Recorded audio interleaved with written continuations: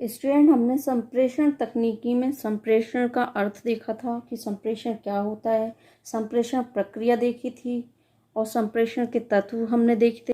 संप्रेषण दो प्रकार का होता है, ये भी हमने देखा था, शाब्दिक संप्रेषण और अशाब्दिक संप्रेषण। और शाब्दिक के भी दो भाग थे, मौखिक संप्रेषण और लिखित संप्रेषण। और अशाब्दिक संप्रेषण के तीन भाग थे, वाणी संकेत संप्रेषण, चक्षु संपर्क एवं मुख मुद्राएं और स्पर्श संपर्क।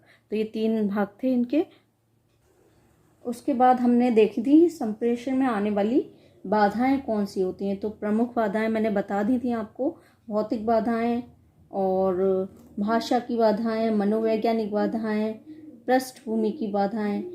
इस तरह से मैंने आपको बाधाएं बता दी थी। और इनमें जो बाधाएं आती थी, जैसे कि भौतिक बाधा में शोर, वातावरण, भौतिक असुविधाएं, खराब स्वास्थ्य, ध्यान केंद्रित न कर पाना। ऐसे ही भाषा की बाधाएं होती हैं, अस्पष्ट शब्द, अनावश्यक शब्द, गलत उच्चारण करना, है ना। तो ये सारी बाधाएं थी। मनोवैज्ञानिक बाधाओं के बारे में मैंने बताया था, अरुचि, ध्यान न दे पाना या गलत प्रत्यक्षीकरण कर लेना, जरूरत से ज़्यादा चिंता करना।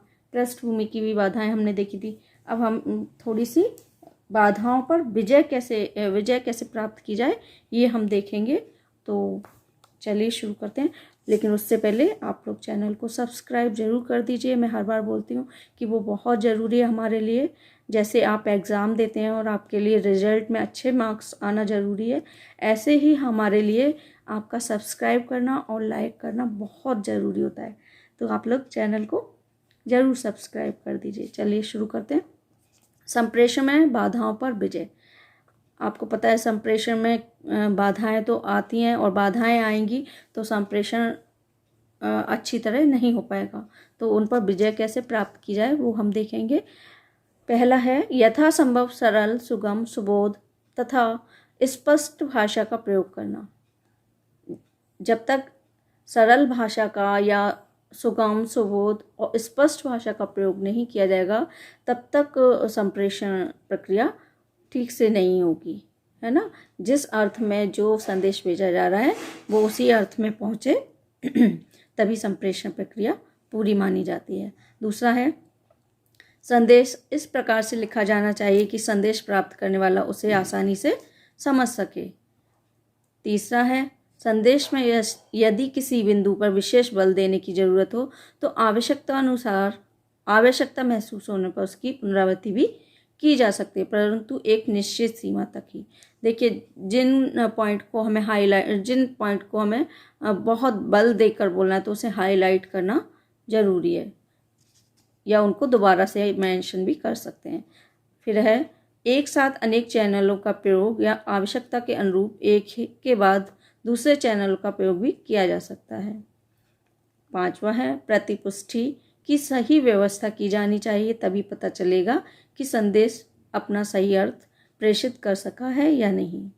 देखिए, फीडबैक से ही पता चलता है कि संदेश उसी अर्थ में पहुंचा है या नहीं जिस अर्थ के साथ हमने संदेश भेजा था। आगे संप्रेषण में प्रक्रिया देरी करने वाले तत्वों पर पूरी नज़र रखी जानी चाहिए। संप्रेषण किस तरह से हो रहा है ये हमें पूरी तरह ध्यान देना चाहिए।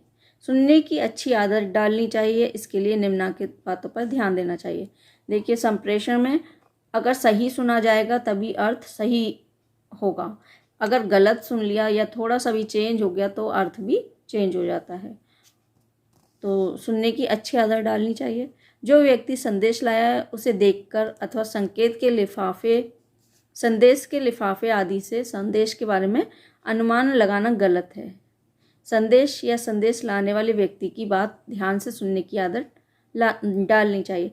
संदेश को अच्छी तरह देख लेना चाहिए, उसे समझ लेना चाहिए, और जो लाया है संदेश या दे रहा है संदेश उसकी बात भी ध्यान से सुननी चाहिए। संदेश सुनकर विचारों की अपेक्षा संदेश में निहित तथ्यों की ओर ध्यान दिया जाना चाहिए। जो संदेश है उसको अच्छे से ऑब्जर्व करना चाहिए, ये नहीं कि अपने विचारों से उसे अर्थ लगाया जाए, ऐसा नहीं होना चाहिए। यदि कक्षा में कोई बात स्पष्ट ना हुई हो तो तुरंत पूछने की अपेक्षा कक्षा के अंत में अपनी समस्या रखिए, जिससे कि शिक्षक को प्रारंभ से अंत तक बिना किसी हस्तक्षेप के सुना जा सके। देखिए बहुत से बच्चे क्या करते हैं कि कोई चीज़ अगर क्लियर नहीं हुई तो उसी समय एकदम पूछने लग जाते हैं, तो वो चीज़ गलत होती है। तो उससे शिक्षक को भी प्रॉब्लम फेस करनी पड़ती है, वो अपने टॉपिक से भटक जाता है और ये बच्चे की भी समझ नहीं आएगी। तो उसके लिए आप जब पूरी क्लास हो जाए तब उसके बाद अंत में अपना प्रश्न पूछ सकते हैं। आप ध्यानपूर्वक सुनिए, सुनाने वाले को झूठा प्रभाव न दीजिए कि आप उसकी बात ध्यान से सुन रहे हैं। कभी कभी बच्चे ऐसे कर देते हैं कि वो ध्यान से सुन रहे हैं लेकिन उनका दिमाग कहीं और होता है, तो ऐसा नहीं होना चाहिए। सुनते समय अन्य दृश्यों अथवा शोर आदि पर ध्यान न दीजिए। जब आप सुन रहे हैं तो सुनने की तरफ ही आप ध्यान दीजिए, ना कि और कहीं। जो सुन रहे हैं उसे पूरी तरह से पूरा सुनने का प्रयास करना चाहिए। यदि कुछ पूछा जाए तो ध्यान से सुनकर जवाब दीजिए, तुक्का लगाना उचित नहीं है। बहुत से बच्चे तुक्का लगा के बोल देते हैं, सुना कुछ नहीं होता, तो ये भी गलत चीज़ें होती हैं। इससे भी संप्रेषण प्रक्रिया में बाधा होती है। सुनते समय कहने वाले की बात, उसकी मुख मुद्रा, उसकी आवाज़, उसकी कहने की गति आदि पर ध्यान दिया जाना चाहिए।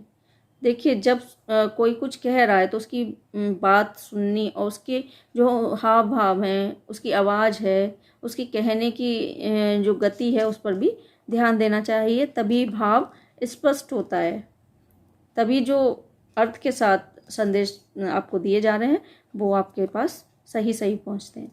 जब सुने सक्रियता के साथ सुनने की आदत डालें। ध्यान रखिए कि अच्छे सुनने वाले व्यक्ति अच्छा संप्रेषण करने में समर्थ होते हैं।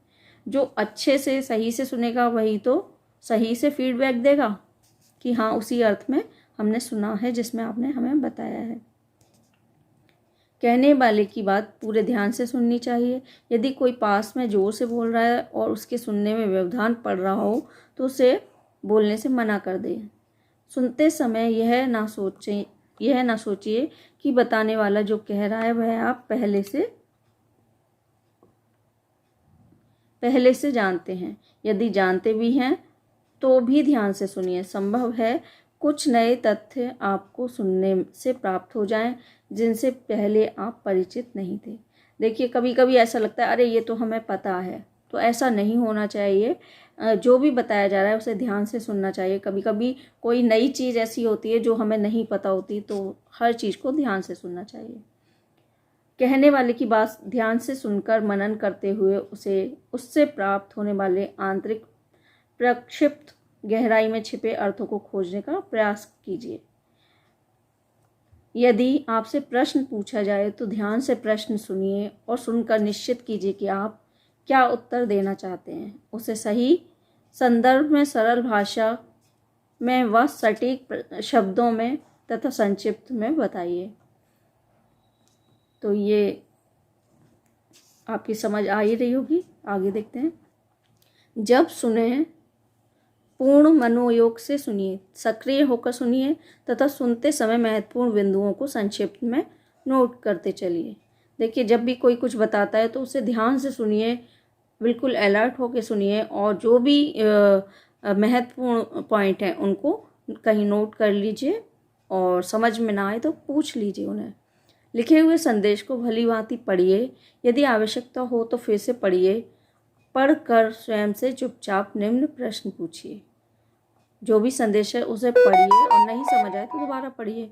उसके बाद अपने आप से ये प्रश्न पूछिए, संदेश में क्या प्रमुख रूप से कहा गया है, जो संदेश है उसमें क्या कहा गया है आपसे।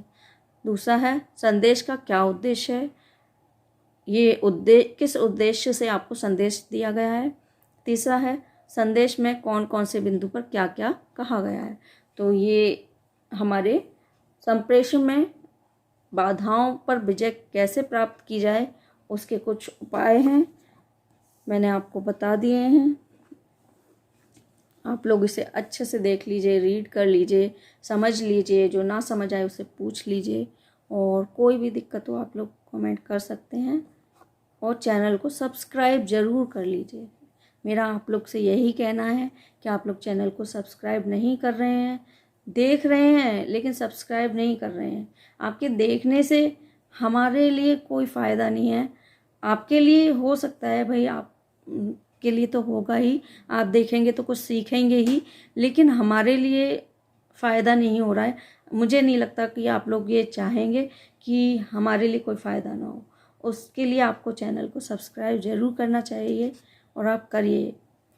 बाकी लाइक करिए, शेयर करिए, कमेंट करिए। Thanks for watching.